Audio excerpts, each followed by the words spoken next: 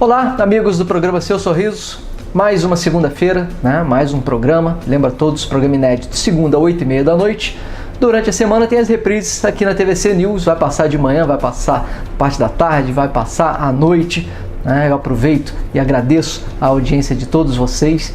Foi com vocês que nós conseguimos chegar à 8ª temporada do programa Seu Sorriso. Você que gosta, você que participa, que manda sua dúvida, sabe que tem como entrar em contato com o programa. Então vou lembrar aí quais são os canais, pode ser por e-mail, através do e-mail programaSeuSorriso@hotmail.com. Você pode ligar para o telefone 2522-5703, deixar ali também a sua pergunta, a sua dúvida, enviar a sua sugestão, e pode mandar pelo WhatsApp também, 998174678. Então, já comecei o programa dando aí as vias de comunicação, porque hoje é um daqueles programas em que eu juntei algumas perguntas que foram chegando e vamos responder ao longo aí do segundo e do terceiro bloco. Sempre que vocês tiverem alguma dúvida, sempre que vocês tiverem alguma questão, sempre que vocês quiserem entrar em contato, use aí uma dessas ferramentas, porque a informação hoje é a base da odontologia. Eu começo nesse primeiro bloco falando sobre as mudanças da visão da odontologia, o estágio atual que a profissão se encontra e onde que nós estamos baseados para evoluir, para caminhar junto com essa nova mentalidade. Nós vivemos aí, ainda temos pessoas que viveram bastante a época cirúrgica da odontologia. Nós costumamos chamar de época mutiladora, em que se perdia muitos dentes, removiam-se muitos dentes. As pessoas iam ficando com sequelas cada vez maiores, então os tratamentos eram baseados em extrações, as pessoas tiravam muito os dentes. Então essa era da odontologia que passou, mas que até hoje nós vivemos as consequências da odontologia nos dias de hoje, com grande quantidade da população que é edentada, a grande quantidade da população usando próteses ou parciais ou totais. Então isso ainda é um resquício aí da parte cirúrgica, da época cirúrgica mutiladora, mas evoluiu e vivemos uma época chamada também de odontologia restauradora. Houve um momento restaurador em que os profissionais eles tapavam aqueles buracos, aquelas cavidades que eram geradas pela doença cárie e não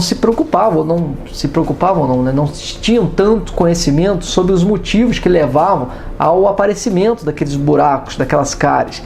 Então o profissional trabalhava cobrindo e a pessoa voltava lá um ano depois com novas cavidades, novos buraquinhos, e ele tapava de novo. Então foi um momento restaurador, mas que gerava um ciclo destrutivo também.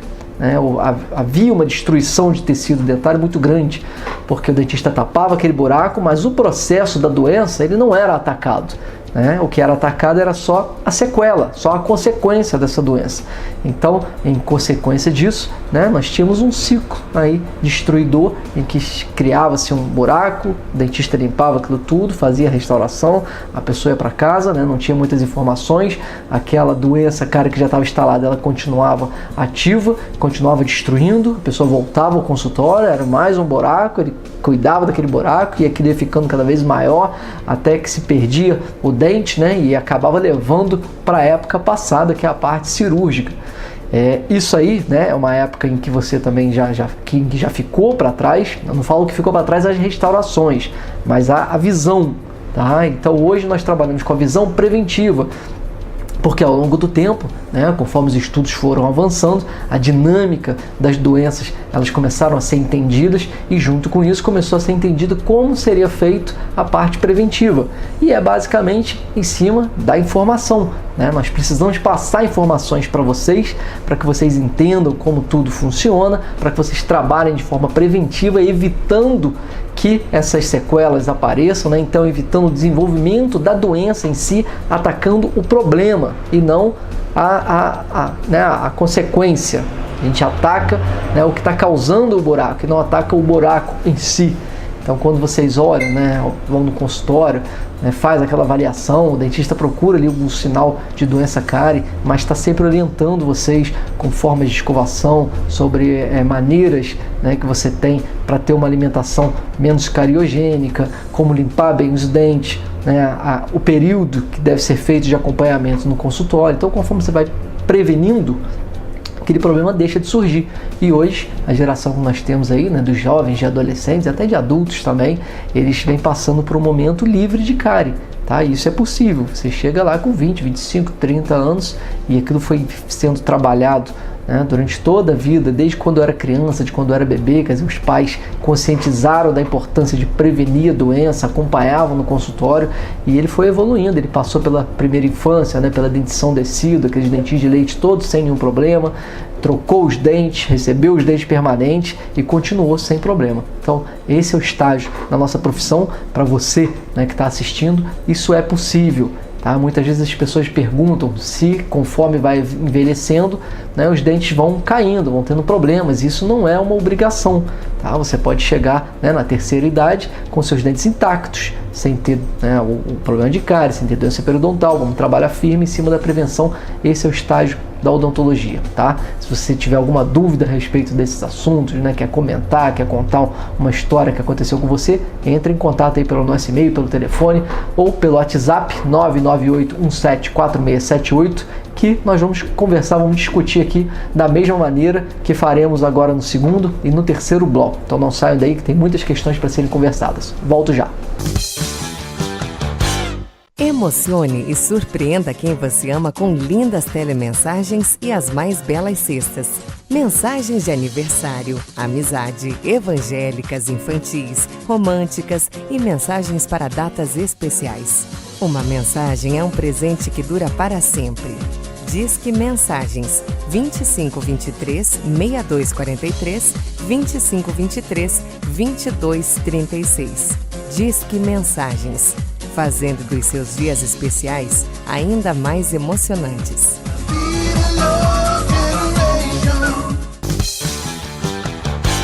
De volta, segundo bloco do programa Seu Sorriso dessa semana. Lembra a todos, né, que acompanhem, que curtam aí o programa Seu Sorriso, que vejam o programa Seu Sorriso pelo menos uma vez por semana. Segunda-feira tem o inédito, 8h30 da noite, mas tem as reprises. Então toda semana tem uma história nova, tem um caso novo, né? Tem uma maneira diferente de às vezes enxergar um problema que você já conhece. Sempre dá para pegar alguma informação que vai te ajudar, que será útil, tá? Hoje no segundo e no terceiro bloco, como eu falei, vamos responder algumas dúvidas, né? Ou tentar responder algumas dúvidas aí dos amigos. Primeira pergunta vem lá da Joana Alves, ela que mora lá no Jardim Califórnia, e é uma questão em cima de ortodontia, tá? Em cima de pediatria, né? Ela está fazendo uma pergunta relacionada à filha dela, basicamente, né? Que é qual é a idade mínima para colocar um aparelho ortodôntico. É a Joana que pergunta. Então, Joana, né, conforme a criança vai crescendo, né, tem os dentinhos de leite, começa a trocar os seus dentinhos, geralmente o pai e a mãe ficam apreensivos, né, os dentes vêm fora da posição e ele já está ansioso para colocar aquele aparelho, né, e surge esse tipo de dúvida, né, qual a idade mínima, quando é o horário certo para eu chegar ao ortodontista, né, o que eu devo fazer. Então, assim, os ortodontistas hoje em dia, né, eles conseguem trabalhar de uma maneira preventiva, né, interceptando os problemas já com a criança bem nova. Mas a idade ela não é definida, né, entre mínima e máxima. Isso depende de acompanhamento do seu profissional, né? O profissional vai acompanhar essa criança e vai achar o melhor momento para colocar esse aparelho. O que não pode, né, é a criança não ter nenhum tipo de acompanhamento do profissional. Por exemplo, né, você tem a sua dúvida, mas você está esperando, né, esse tempo de colocar o aparelho para poder levar a criança até o dentista. Tá? Você procurar a ajuda do ortodontista, do odontopediatra, ou do dentista que for, que vai olhar a sua filha, né? Não quer dizer necessariamente que já vá colocar o aparelho, mas vai ajudar muito, porque esse profissional ele vai avaliar esse caso exatamente. Como eu disse, que não tem uma idade fixa, né? Então pode ser que para ela, né, ela já esteja no momento, de repente precisa esperar um pouco mais, ou de repente você já até perdeu um pouco de tempo em relação a esse tratamento, tá bom? Então a orientação que eu deixo aqui para vocês, né, que tem crianças e que tem essas dúvidas, é a seguinte, né, não vamos pensar em idade mínima. Você, né, já desde pequeno acostume, né, condicione os seus filhos a visitar o dentista. Então, conforme essas consultas elas são feitas de maneiras regulares, você acaba achando o momento certo nesse caso, para colocar o aparelho, porque está havendo o acompanhamento de um profissional, tá bom? Então, a dica aí para Joana é procure o seu dentista, né? Converse com o seu dentista o mais rápido possível, legal? Seguindo, a pergunta do Márcio Borges, ele é lá de Duas Pedras, e ele diz que o dente dele dói com água gelada, se ele vai precisar fazer canal. A princípio, né, Márcio, a dor com água gelada ela não é uma obrigação de ter que tratar o canal, mas né, sempre que um dente dói, você precisa sim de uma consulta, né, de procurar o seu profissional para saber qual é a causa dessa dor. E aí o profissional ele vai começar a investigar, né, se tem alguma lesão, se você tem raiz exposta aí, se tem, né, lesão por cárie, né, se essa dor que você sente é só quando coloca algum alimento mais gelado e ela passa logo em seguida, ou se você toma esse alimento, né, esse líquido, essa água gelada, como você diz, e ele continua doendo depois de um tempo. Então, são alguns sinais, né, e algumas evidências que o seu profissional vai procurar para te indicar se você vai ter que fazer um canal ou não. A princípio, né, quando a gente fala em água gelada, a gente pensa bastante em sensibilidade. Então é aquele tipo de dor em que você coloca um alimento mais gelado, né? Os dentes são sensíveis, eles têm essa capacidade, ele dá aquela dorzinha, mas assim que você remove o gelado, para imediatamente. Então pode ser só um desconforto. Se for esse o caso, aí não vai ser situação para canal, tá? Mas mais uma vez, eu volto a dizer que é importante que você procure o seu profissional, porque você não precisa ficar sofrendo também com dor. Ainda que seja uma simples sensibilidade, você tem tratamento, né? Você tem como reduzir isso aí, você tem como eliminar esse tipo de problema, não precisa ficar sofrendo. E se for, né, uma situação mais grave, que você precise realmente chegar a fazer o canal, o seu profissional vai diagnosticar e vai te indicar a melhor maneira de fazer isso aí, tá? Mais uma pergunta que chegou, né? Vem por e-mail, vem pelo telefone, vem pelo WhatsApp. Então é bacana vocês participando. É da Diana Lopes, lá de Olaria. Ela diz que já fez canal há um tempo atrás e que agora, né, precisa refazer o canal. E a dúvida da Diana é se, né, é um procedimento que existe, quer dizer, pelo jeito, ela ficou um pouco com o pé atrás aí, né, porque provavelmente nunca ouviu falar em refazer um canal. E essa é uma dúvida que até há pouco tempo era muito frequente, né? A pessoa fazia o tratamento de canal e imaginava que aquele dente nunca mais precisaria ser cuidado, né, ou mexido ou não no canal, né, como se fosse uma coisa assim para a vida toda. E eu costumo dizer aos clientes aqui que, né, desejo vida longa a todos vocês, mas uma hora ou outra, né, você precisa mexer nesses dentes. O tratamento de canal não é diferente, né? Todo o trabalho que nós fazemos, que nós trabalhamos, a gente pensa sempre em longevidade, tá? Em dar, né, um tempo ali de vida útil para aquele tratamento. E lógico, né, que nós ficamos felizes quando esse tempo ele é esticado, mas vez ou outra você precisa refazer algum trabalho, né, ou quase sempre um trabalho vai ser refeito uma hora ou outra da vida. Então, conforme, né, os problemas vão aparecendo, você vai cuidando. No caso do canal, você fez um tratamento de canal, você removeu aquela polpa que estava ali dentro, ou removeu aquela infecção que existia, vedou o canal, né, tudo certo. Mas em algum momento, né, no futuro, aquele canal pode ter essa necessidade de ser refeito. Tá? Por quê? Pode ter acontecido ali uma infecção, né? Você pode ter tido uma infiltração e colônias de bactérias começaram a se desenvolver ali de novo. Então o profissional vai tirar aquele material que foi usado para vedar e vai refazer. É a mesma maneira, né, que acontece quando nós, né, trocamos um bloco ou refazemos uma obturação. Então o tratamento de canal ele é um tratamento seguro, que te dá um bom tempo, né, um bom prazo ali, mas muitas das vezes precisa refazer. Então como ela, né, termina a questão perguntando se existe o retratamento, a resposta é simples, né, Diana? Existe, tá? É preciso, muitas das vezes, refazer um canal. Então mesmo, né, que às vezes você ou outra pessoa que está assistindo o programa nunca tenha escutado falar em refazer um canal, isso aí é bem comum, tá? É indicado, é feito, né, da mesma maneira que um canal é feito, só que ele vai remover todo aquele material e, né, sempre que for necessário, pode fazer sem medo nenhum, tá bom? Agora é da Perla Alves, mora no bairro Ipu, e ela diz o seguinte: tem um dente que está mole, será que quebrou? Vamos lá, Perla, se o dente está mole, né, pode ter acontecido sim que ele tenha quebrado, né? Então é uma possibilidade, Muitas das vezes a pessoa, né, come alguma coisa muito dura ou, né, sofre um acidente, por alguma questão, né, a coroa do dente, que é aquela parte que fica visível, ela sofre uma fratura e aí ela pode balançar, né? A pessoa sente na gengiva, conforme mexe, né, ele incomoda, dói um pouquinho. Então isso aí é uma situação que acontece também, mas não é a única situação que vai fazer com que esse dente fique mole. Uma outra situação bem corriqueira, que acontece bastante, é problema periodontal. Então o dente ele não está quebrado, o dente está inteiro e ele balança do jeito que você está falando aí, né? O dente fica mole. A diferença é que nesse caso a estrutura do dente ela está intacta.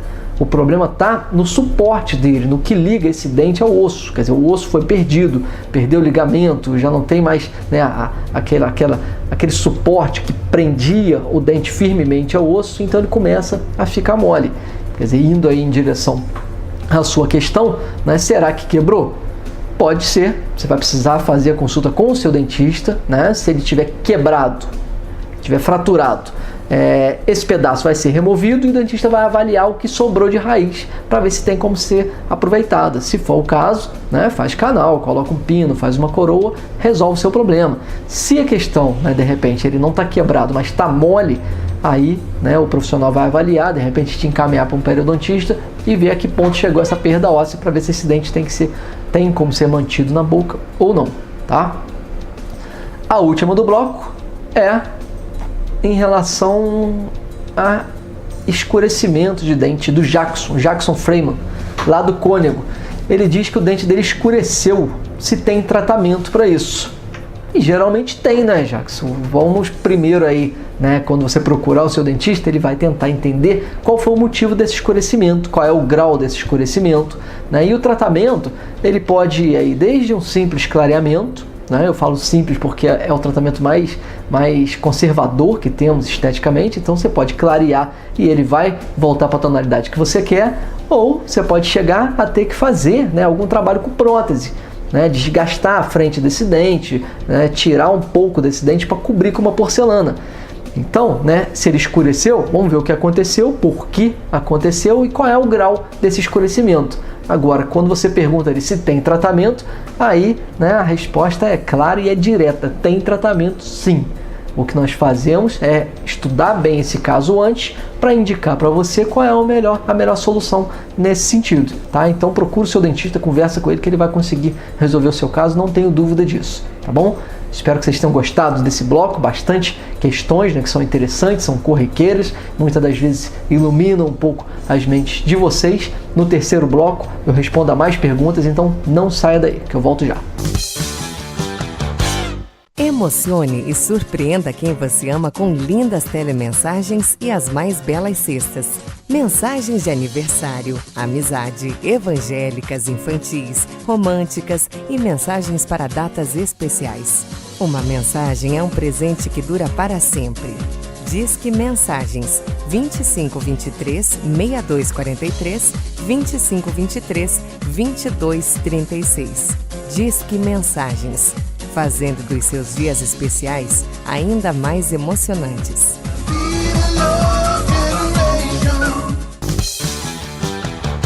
Terceiro bloco do programa Seu Sorriso dessa semana. Vamos dar continuidade aí às nossas questões.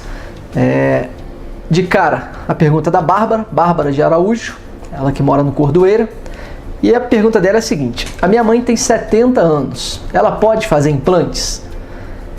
O caso, né, Bárbara, não está relacionado diretamente à idade, tá? Então, se ela estiver bem de saúde, né, se não houver nenhum complicador, se o que ela terá como benefício em relação a esses implantes, né, for maior do que de repente ela tiver de algum risco, alguma situação assim, ela pode fazer o implante, tá? Não quer dizer que a idade seja um empecilho.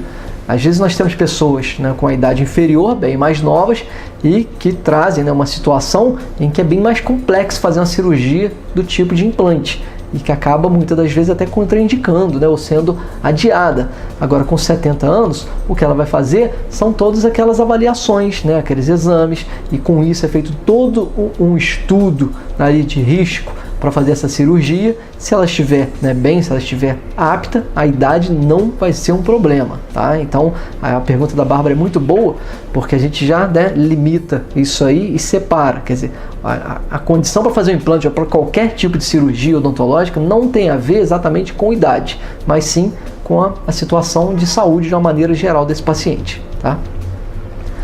A Marina Castro, que é lá do Prado, ela diz o seguinte, que tem um amigo que tem mau hálito e pergunta se isso pode ser dos dentes. Aí isso é complicado, né, Marina? Essa história de um amigo com mau hálito, né? É chato. Eu lembro que há um tempo atrás eu fiz um programa, né, voltado só para a história do mau hálito e as pessoas diziam, né, que assim, fica difícil de alertar alguém que tem esse problema, né? A própria pessoa, quando tem, às vezes não percebe, mas o problema da halitose, né? Ele é um problema sério, né, que atinge uma grande parte das pessoas, e há aquela discussão, né? Isso é dos dentes, é do estômago. Quer dizer, os estudos, né, as pessoas que se dedicam ao estudo da halitose aí, que estudam esse tipo de problema, eles separam bastante, né, como as principais causas da halitose. Você tem, né, uma parcela pequena que vem realmente de problemas estomacais ou de outras, né, outras áreas, e a grande maioria que possui o mau hálito, né, que sofre de halitose, o problema está relacionado com cavidade bucal. Tá? Então, o primeiro passo que um paciente que tem mau hálito, né, ele deve dar é procurar um dentista. Porque problemas gengivais, né, doença periodontal, lesão ali aberta, né, você às vezes com pouca salivação, quer dizer, tem muitas variáveis que pode levar essa pessoa a desenvolver o mau hálito. Então, quando você pergunta, né, se pode ser dos dentes, eu vou te responder que provavelmente sim, né, quer dizer, a chance maior é de que seja não exatamente dos dentes, né, mas um problema de cavidade oral. E aí o dentista, ele pode ser, né, ou deve ser o primeiro profissional a ser consultado. Tá? Ele vai fazer o exame, né, vai avaliar tudo. Quer dizer, se você descartou algum problema bucal, aí você começa a fazer uma pesquisa de problemas relacionados a outras áreas. E aí, né, o que muita gente diz, fala, tem relação ao estômago, pode ter também. Mas na maior parte das vezes, né, uma pessoa que cuida mal dos seus dentes, que tem uma higiene pobre, né, que está lá com uma doença periodontal, com doença cárie, dente aberto, dente quebrado, né, ele pode desenvolver o mau hálito e o dentista vai ajudar, é a pessoa certa para ajudar. Cássia de Abreu, Gladiolaria, a pergunta que ela manda é em relação a clareamento de dentes. E ela diz, né, que pergunta se quem já fez clareamento, se pode fazer clareamento de novo, tá? E não tem nenhuma contraindicação para que você repita o clareamento, tá, Cássia? O clareamento é um trabalho seguro, né, desde que você faça com acompanhamento de um profissional. Então fez o seu clareamento, né, você gostou, passou um tempo, quer fazer de novo, você vai lá buscar o seu dentista, ele vai fazer, né, o mesmo exame que ele faria com uma pessoa que nunca fez um clareamento. Tá? Você já ter feito uma vez não significa que ele está mais frágil, né, ou que ele está mais suscetível a algum tipo de problema do que de uma pessoa que nunca fez. O que eu costumo dizer para as pessoas é o seguinte: quando você faz o clareamento pela primeira vez, né, o resultado aparente é maior do que quando você faz pela segunda, pela terceira vez, porque você clareou, né, ele não vai escurecer tanto quanto ele era escuro no início lá do seu problema. Então, quando você faz o clareamento pela segunda, terceira ou quarta vez, ele já está mais clarinho, né? Então é menos perceptível, mas dá resultado também, tá? E em relação a se pode fazer ou não, você sem dúvida pode fazer, tá? Você vai ser avaliada como uma pessoa que está indo fazer o clareamento como se fosse a primeira vez, tá? Então tem vontade aí de dar uma melhorada, de clarear um pouquinho mais, procura lá o seu dentista, ele vai avaliar, e se você quiser, né, e estiver pronta para isso, faz o seu clareamento sem Milton. Outra pergunta vem do João Bastos, lá do Cascatinha. Ele quer saber quanto tempo dura uma dentadura. Aí, né, João, eu não entendi muito bem o que você fala assim em dura, né? Se é durabilidade, ou se é quanto tempo você tem que trocar, mas, né, vamos falar assim em durabilidade. A dentadura, ela é feita, né, basicamente de resina acrílica. Então, quando a gente fala em durabilidade, isso tem a ver com cuidados que a pessoa tem com aquela peça. Né? Todo mundo tem que entender que é uma peça mais frágil, né? Não é um dente natural, quer dizer, é uma peça única, se cair quebra, você, né, dependendo do alimento que você morder ali, um dente ou outro pode quebrar. Então, a durabilidade de uma dentadura, ela depende muito do cuidado da pessoa que está usando.